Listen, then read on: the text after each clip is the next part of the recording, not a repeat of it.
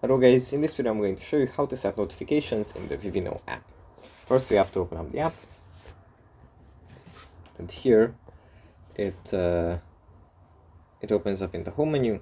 From here we just go into the profile menu in the top left corner, then we tap on settings, and we scroll down, and under notifications we have your Vivino activity.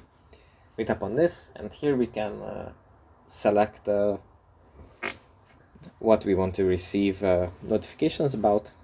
For example, if we don't want to receive notifications about comments, we can turn this off. Also, mentions in reviews, mentions in comments, mentions in the photo posts. But that's basically where and how you can customize notifications on your account in the Vivino app. So yeah, that's pretty much it for this video. I hope it was helpful for you guys, and I'll see you in the next one. Bye.